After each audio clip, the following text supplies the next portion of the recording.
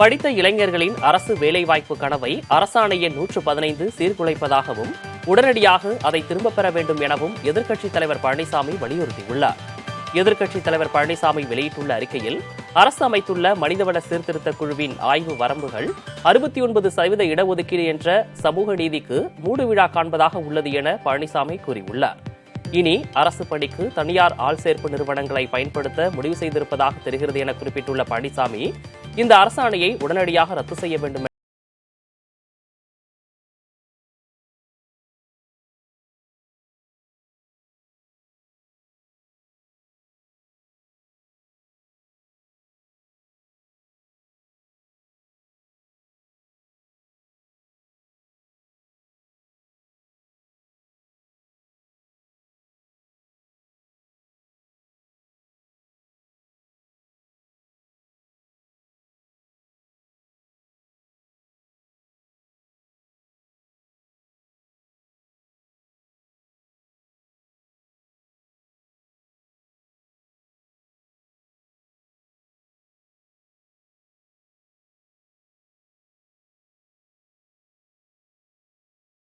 வழக்கை விசாரித்த உச்சநீதிமன்றம் அந்த இடஒதுக்கீட்டை உறுதிப்படுத்தி தீர்ப்பளித்தது.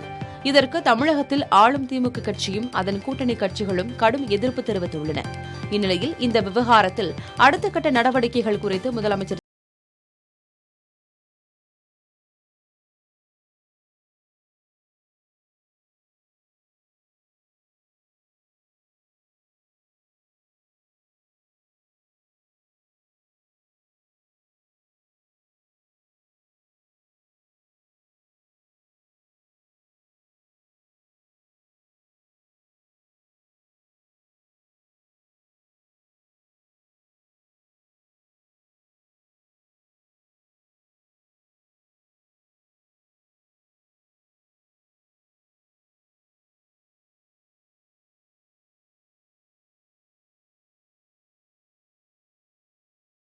தமிழ் மாநில காங்கிரஸ் தலைவர் வாசன் தெரிவித்துள்ளார்.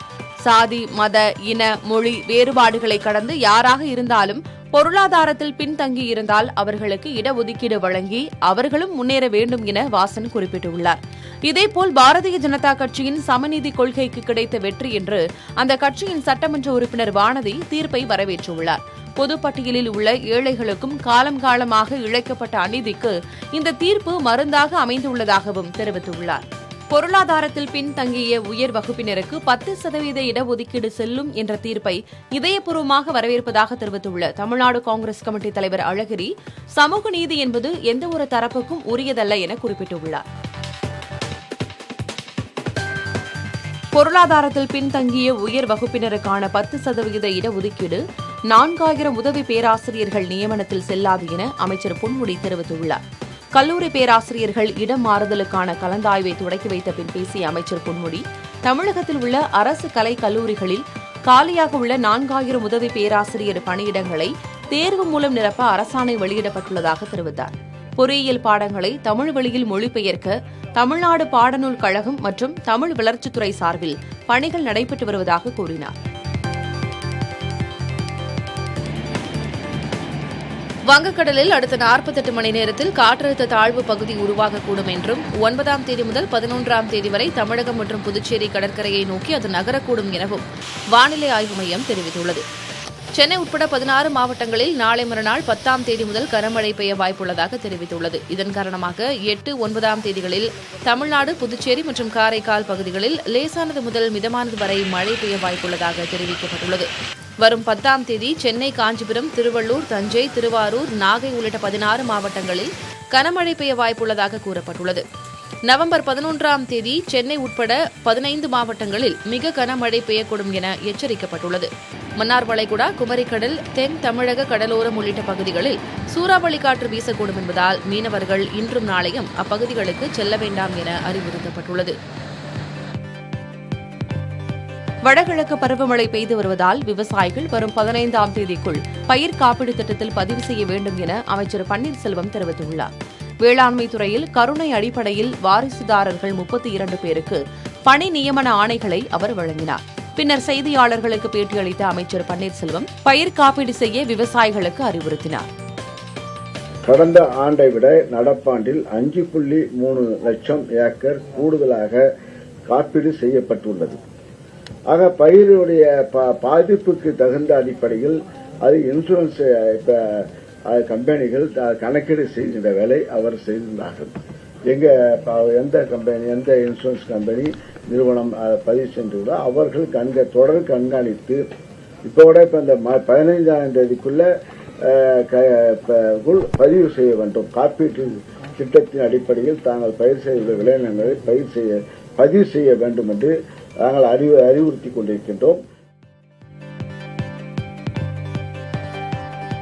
மயிலாடுதுறை மாவட்டம் சீர்காழி அருகே குன்னம் ஊராட்சியில் உள்ள அழுஞ்சியாறு வாய்க்கால் தூர்வாரப்படாததால் 3000 ஏக்கர் சம்பா பயிர்கள் 6வது நாளாக மழைநீரில் மூழ்கியுள்ளன.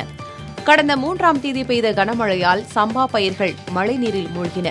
மழைநீர் வடிவதற்கு வடிகால் வசதி சரிவர இல்லாததாலும் பிரதான வடிகாலாக திகழும் அழுஞ்சியாறு வடிகால் வாய்க்கால் தூர்வாரப்படாததாலும் மழைநீர் வயல்களிலேயே தேங்கியது. அழுஞ்சியாறு வடிகால் வாய்க்கால் புதர்மண்டி காணப்படுவதால் அதனை விவசாயிகள் தங்களது சொந்த செலவில் தூர்வாரி வருகின்றனர். கால்வாயின் ஒரு பகுதி தூர்வாரப்பட்டுள்ள நிலையில் மீண்டும் மழை தொடங்கியிருப்பதால் விவசாயிகள் அதிர்ச்சி அடைந்துள்ளனர்.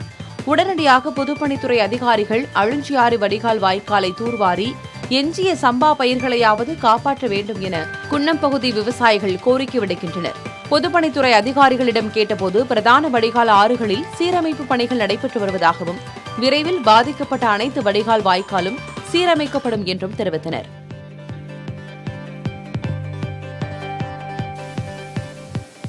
வான்வெளி மற்றும் பாதுகாப்பு உற்பத்தி துறையை வளர்ந்து வரும் துறையாக அறிவித்து அதை முன்னேற்ற தமது அரசு நடவடிக்கை எடுத்து வருவதாக முதலமைச்சர் ஸ்டாலின் தெரிவித்துள்ளார். சென்னை தரமணையில் உள்ள டைடல் பூங்காவில் தமிழ்நாடு தொழில் வளர்ச்சி நிறுவனம் சார்பில் நடத்தப்படும் தொழில் வளர்ச்சி 4.0 மாநாட்டை முதலமைச்சர் ஸ்டாலின் தொடங்கி வைத்தார்.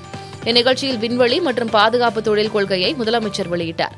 மேம்பட்ட உற்பத்திக்கான 2 திறன்மிகு மையங்களை திறந்து வைத்தார். மதுரை மற்றும் சென்னையில் ஆளில்லா விமானங்களை இயக்குவதற்கான பயிற்சி நிறுவனங்களையும் முதல்வர் தொடங்கி வைத்தார். முதல்வர் முன்னிலையில் பல்வேறு புரிந்துணர்வு ஒப்பந்தங்களும் கையெழுத்தாகின்றன. நிகழ்ச்சியில் பேசிய முதலமைச்சர் ஸ்டாலின் உற்பத்தித்துறை சேவைத்துறை ஆகிய இரண்டிலும் முன்னணியில் இருக்க வேண்டும், அப்போதுதான் அனைவரையும் உள்ளடக்கிய வளர்ச்சியை பெற முடியும் என தெரிவித்தார். கடந்த 12 மாதங்களில் துறை சார்ந்த பல கொள்கைகளை நாங்கள் தொடர்ச்சியாக வெளியிட்டு வருகிறோம். அந்த வரிசையில் இன்று தமிழ்நாடு வான்வெளி மற்றும் பாதுகாப்பு தொழில் கொள்கை 2022 வெளியிடுவதில் நான் பெரும் மகிழ்ச்சி அடைகிறேன். 10 ஆண்டு கால கட்டத்திற்குள்ள 75,000 கோடி ரூபாய் முதலீடு மற்றும் 1 லட்சம் நபர்களுக்கு வேலைவாய்ப்பு வழங்குதல் என்ற இலக்கை நாங்கள் இதன் மூலம் நிர்ணயித்திருக்கிறோம். அனைவருக்கும் பிறப்பு கொடுப்பவர்கள் பெண்கள் என்பதால் அவர்களை மதிக்க வேண்டும் என தமிழக ஆளுநர் ரவி தெரிவித்துள்ளார். சீக்கிய மதத்தை தோற்றுவித்த குருநானக்கின் 553வது ஜெயந்தி விழாவை முன்னிட்டு சென்னையில் உள்ள குருத்வாராவில் நடைபெற்ற நிகழ்ச்சியில் தமிழக ஆளுநர் ரவி தனது குடும்பத்தினருடன் பங்கேற்று வழிபாடு நடத்தினார். பின்னர் அங்கிருந்தவர்கள் மத்தியில் ஹிந்தியில் உரையாற்றிய ஆளுநர் ரவி, கோவிலுக்கு சென்று 100 தேங்காய் உடைப்பது முக்கியமில்லை, மனது தூய்மையாக இருப்பவர்கள்தான் பெரிய மனிதர்கள் என கூறினார். அரசர்கள் முதல் அறிஞர்கள் வரை அனைவருக்கும் பிறப்பு கொடுத்தவர்கள் பெண்களே என்பதால் அவர்கள் மரியாதையாக நடத்தப்பட வேண்டும் எனவும் ஆளுநர் குறிப்பிட்டார். கடலூர் மாவட்டம் விருத்தாசலம் அருகே சாலை விரிவாக்க பணிக்காக தோண்டப்பட்ட பள்ளத்தில் விழுந்து 11 வயது சிறுவன் உயிரிழந்துள்ளார். விஜயமாநகரம் கிராமத்தில் சாலை விரிவாக்க பணியில் நிழற்குடை அமைக்க 2 மாதத்திற்கு முன்பு பள்ளம் தோண்டப்பட்டதாக கூறப்படுகிறது. பள்ளத்தில் மழைநீர் தேங்கியிருந்த நிலையில் வினோத் என்ற 11 வயது சிறுவன் தவறி விழுந்து உயிரிழந்ததாக தெரிகிறது. இதனால் சிறுவனின் உறவினர்கள் விருத்தாசலம் உளுந்தூர்பேட்டையில் சாலை மறியலில் ஈடுபட்டுள்ளனர். காவல்துறையினர் வழக்கு பதிவு செய்து விசாரணை நடத்தி வருகின்றனர்.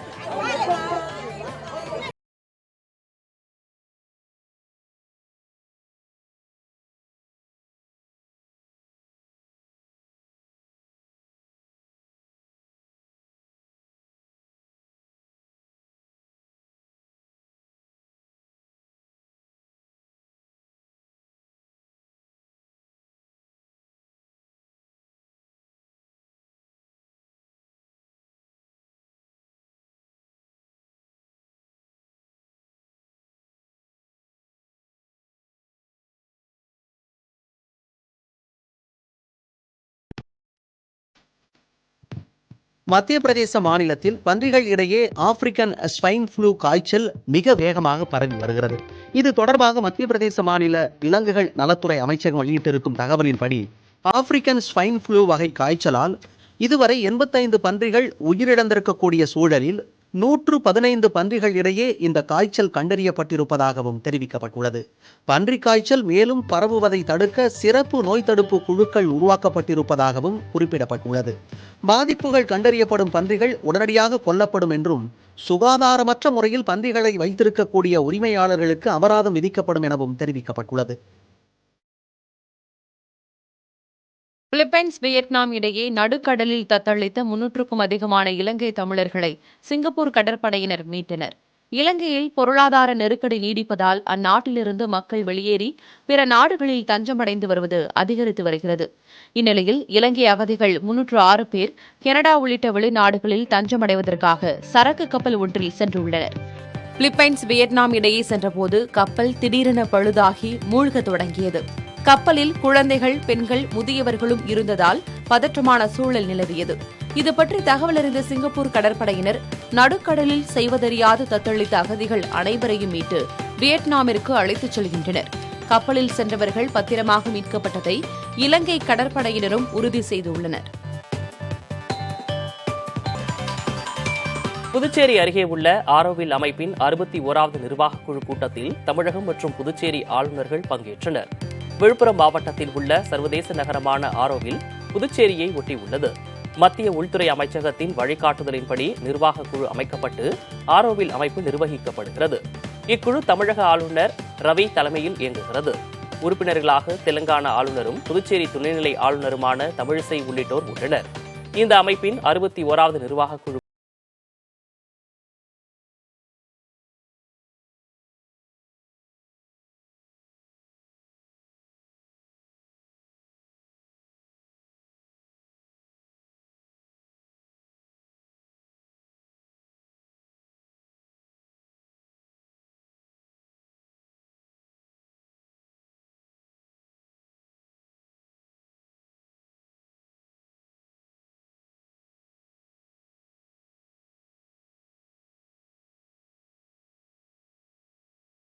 இயக்கங்களின் செயல்பாடுகளோடு இந்த முக்கிய முன்னெடுப்பு மாநிலத்தின் வளம் மிகுந்த பல்லுயிர் சூழலை காப்பதில் பெரும் உதவியாக இருக்கும் என்று தெரிவித்துள்ளார்.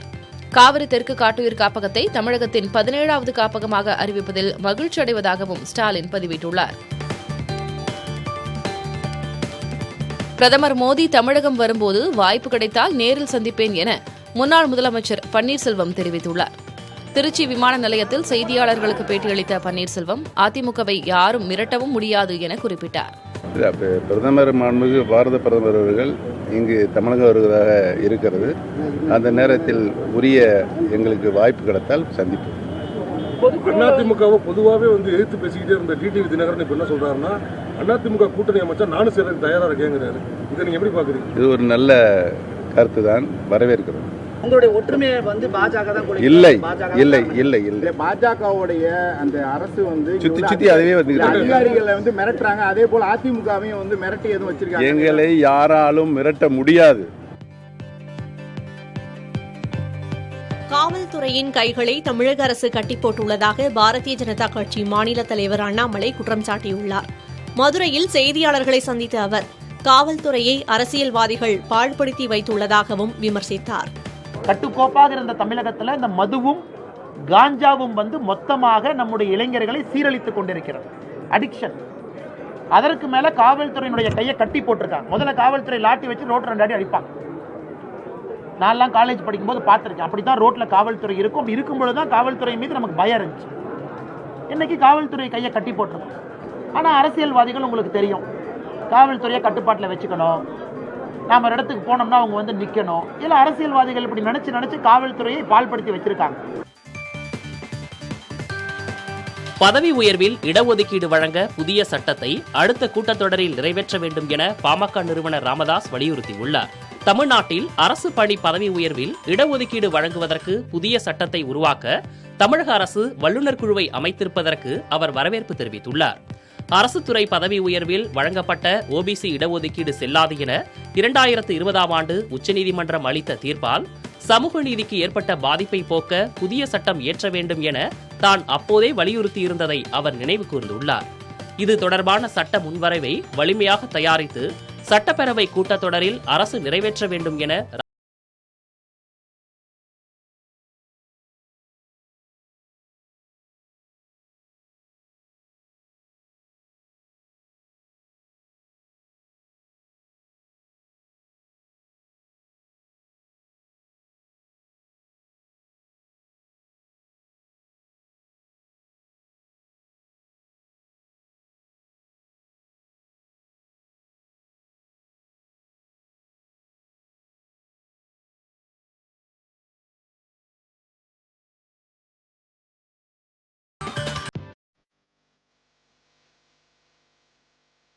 சென்னை வடபழனி மெட்ரோ ரயில் நிலையத்தில் நடைபெற்று வரும் 2ஆம் கட்ட பணிகளை மத்திய அமைச்சர் கிஷன் ரெட்டி ஆய்வு செய்தார்.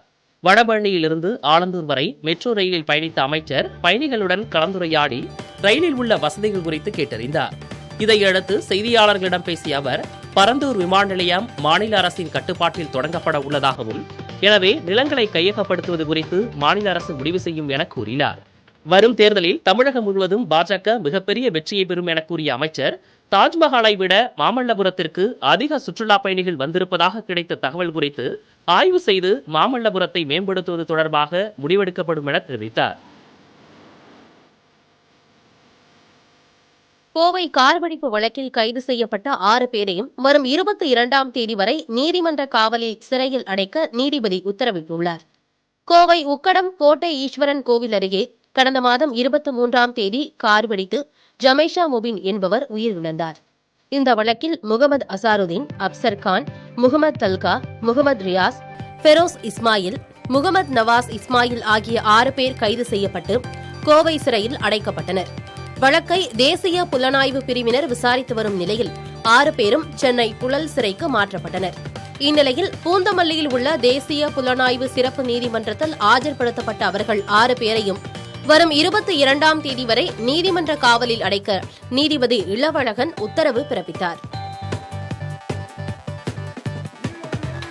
இலங்கை கடற்படையினரால் கைது செய்யப்பட்ட மீனவர்களையும் படகுகளையும் விடுதலை செய்ய வலியுறுத்தி தங்கச்சி மடத்தில் மீனவ அமைப்புகள் கண்டன ஆர்ப்பாட்டம் நடத்தினர். கடந்த 5ஆம் தேதி ராமேஸ்வரத்திலிருந்து மீன்பிடிக்க சென்ற 15 மீனவர்களை இலங்கை கடற்படையினர் கைது செய்தனர். மீனவர்களையும் படகுகளையும் உடனடியாக விடுதலை செய்ய மத்திய மாநில அரசுகள் நடவடிக்கை எடுக்க வேண்டும் என வலியுறுத்தி போராட்டம் நடத்தினர். வரும் 21ஆம் தேதிக்குள் மீனவர்களையும் படகுகளையும் விடுவிக்காவிட்டால் உலக மீனவர் தினமான வரும் 22ஆம் தேதி முதல் மாநிலம் தழுவிய அளவில் போராட்டங்களை நடத்த உள்ளதாக கூறியுள்ளனர்.